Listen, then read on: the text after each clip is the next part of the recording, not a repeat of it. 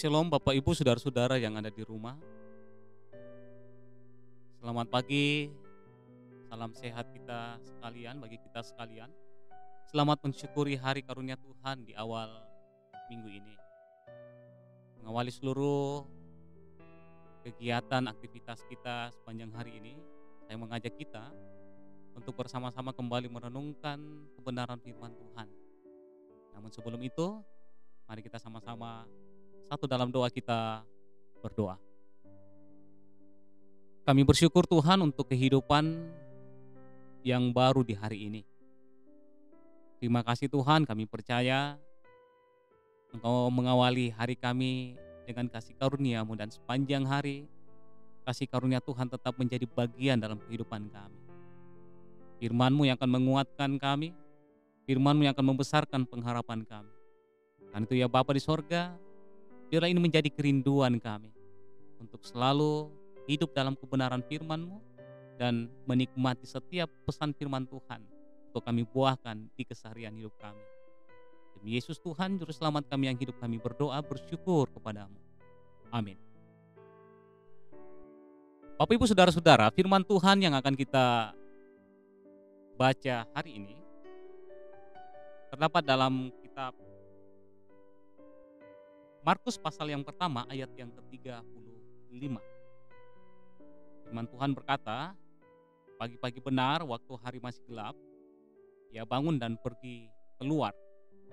Ia pergi ke tempat yang sunyi dan berdoa di sana.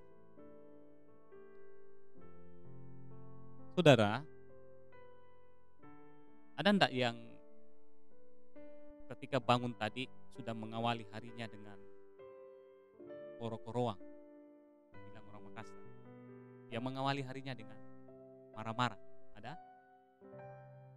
Saya mau mengingatkan kita bahwa katanya kalau begitu bangun kita sudah marah-marah, biasanya sepanjang hari kita bisa menjadi seperti mobil yang sebentar-sebentar nyaris tabrak.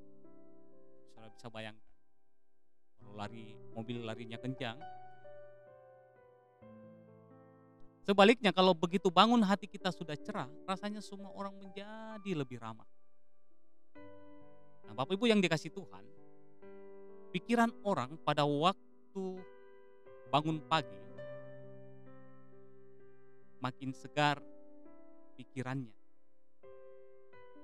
Pikiran orang pada waktu bangun pagi biasanya mewarnai sikapnya sepanjang hari.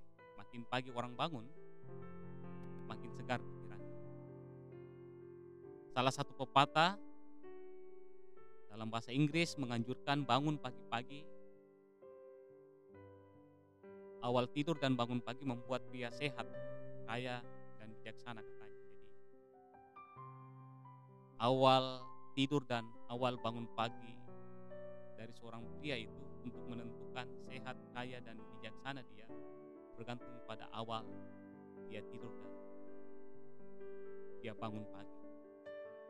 Jadi cerah atau mendungnya hidup sepanjang hari banyak bergantung dari cara bagaimana orang mengawali hari itu.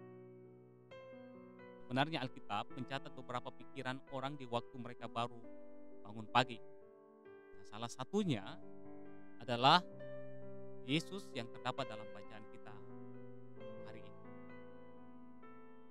Saudara yang dikasih Tuhan, dalam pembacaan kita, Tuhan Yesus sendiri pun memberi arti penting kepada doa di pagi hari. Apa yang Yesus lakukan? Katakan dalam pembacaan kita, pagi-pagi benar waktu hari masih gelap, ia bangun dan pergi keluar. Ia pergi ke tempat yang sunyi dan berdoa di sana. Di sini kita melihat pikiran Yesus pertama kali ketika bangun adalah dia mencari.